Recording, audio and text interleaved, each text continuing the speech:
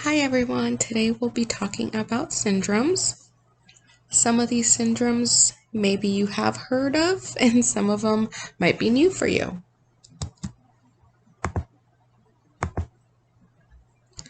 So the first syndrome that we're going to talk about is the Waardenburg syndrome.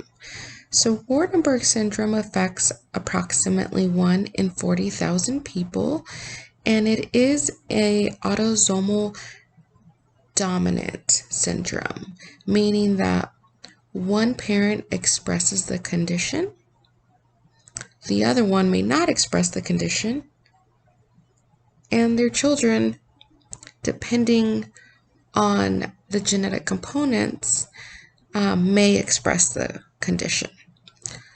I'll post a link that will show you the different types of genetic inheritance.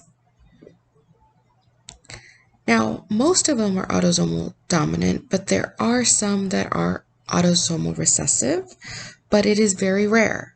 Autosomal recessive basically means that the parents have the gene, but they don't necessarily express it. But both parents have it, and those both genes need to get together in order for the child to express it. Again, I'll post a link for autosomal dominant and autosomal recessive genetic components. So when you look at Waardenburg syndrome, you see a lot of different things going on. So first, there is sensorineural hearing loss. The degree can vary. Then you also have pigmentation differences. So a lot of times you'll see kids with the white forelock, and that looks like this. This will look like that little, let me see, can I point? Yep, I can do that. Let's see. This area right here, you see how there's the white forelock? And then right over here, you can see the pigmentation change also on the skin. So that is one of the characteristics. Then you'll notice that there might be eye color difference. So usually this is described as a bright blue color or maybe two eyes of different color. So you could see here, this child has they're beautiful eyes. They're amazing looking eyes, but they are a different color and they're very, very bright blue. They may experience some patches of skin depigmentation. So you can see that here, that I circled in the yellow. They may have it anywhere on their body. You'll notice here there's also a wider gap between the inner corners of the eyes. So you could see that. Basically a wider gap between that area there that I just did in yellow.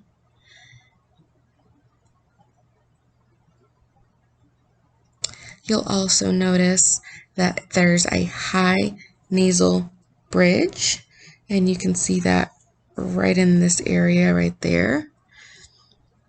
And the nose tip tends to be kind of a flat shaped. So that would be the nose area right over here. Tends to be a little bit flatter than what is normal. And a lot of these patients do have a unibrow. So that's a brow that kind of connects right here in the middle. And you'll see that above, like their upper lip area, they have a very smooth area right over here. And also their upper lip tends to be very thin. So along with hearing loss, you also see a lot of these physical characteristics displayed on people with Waardenburg syndrome. I want you to take a moment and pause this video here. If I play it, unfortunately, it's like a copyright thing, so the video gets taken down. But just take a moment, and I will post this in the links. You can go ahead and click on it, and it's basically a a person that has been diagnosed with Waardenburg's, and it kind of gives you their point of view on things. So I really like it because they talk about how they feel with it, what growing up was like.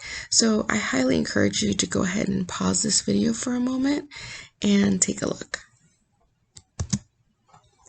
Moving on, you're going to move on to Usher syndrome. So Usher syndrome is estimated to occur in 4 to 17 in 100,000 people. The inheritance is autosomal recessive. Again, I'm going to post a link for you so that you're able to get a better idea. So both parents have the gene, but they don't necessarily express the disorder. It's not until those two genes are combined that the Usher's will be expressed. So Usher syndrome is the leading cause for deafness and blindness. So these patients have sensorineural hearing loss. They may or may not have balance issues, and as they age, their hearing loss will significantly worsen until they go to a point where their hearing is profound. They also have vision loss, specifically retinitis pigmentosa.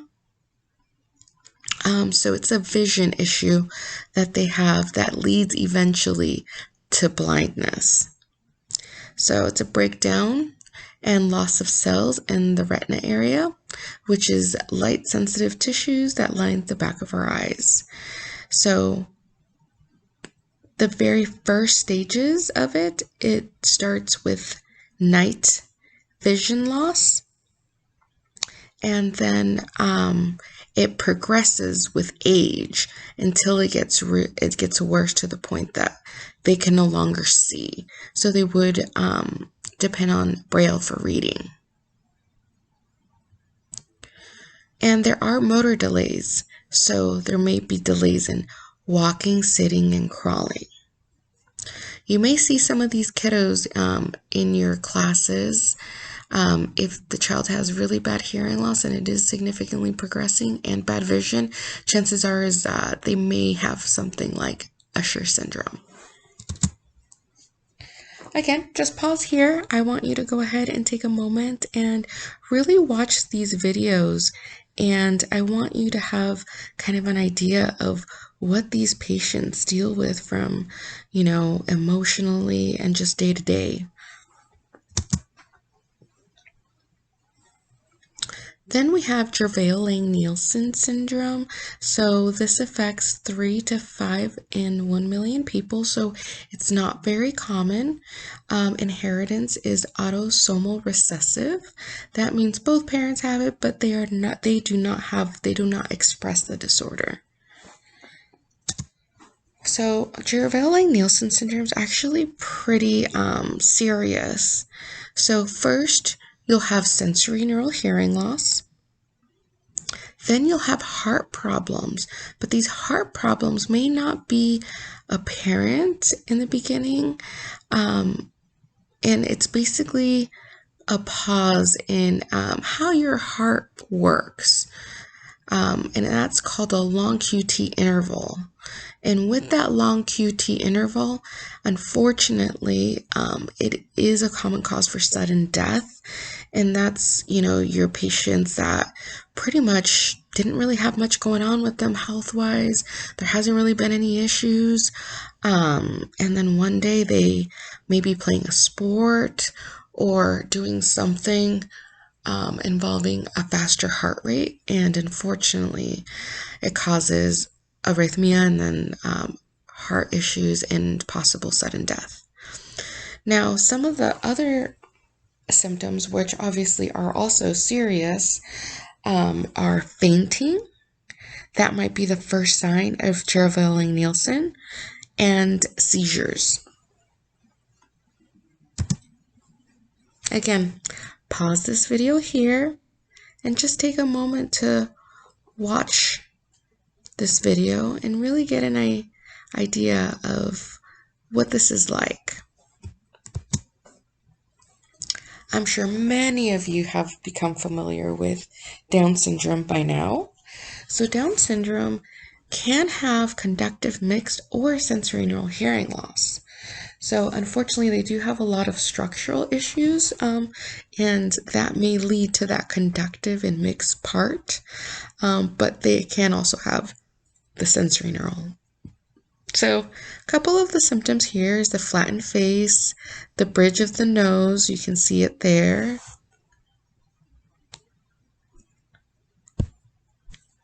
Right in this area, you could see it. The almond-shaped eyes that slant up, you can see here. See? Followed by short necks. Maybe their ears aren't normal size. The tongue that tends to stick out of the mouth. Tiny white spots in their iris. Small hands and feet. Single line across the palm of their hand. Small pinky fingers, poor muscle tone, loose joints. And a lot of times these patients are diagnosed very close to birth. So soon after they're born, they are able to identify some of these characteristics, and then they can get diagnosed with the Down syndrome. So as you know, Down syndrome involves a lot of other things, such as cognitive function. And I want you to pause this video here, and I want you to take a look at this link here to give you a better idea of what people go through that have Down syndrome.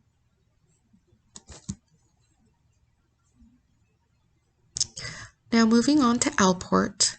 So Alport syndrome affects 1 in 50,000 births.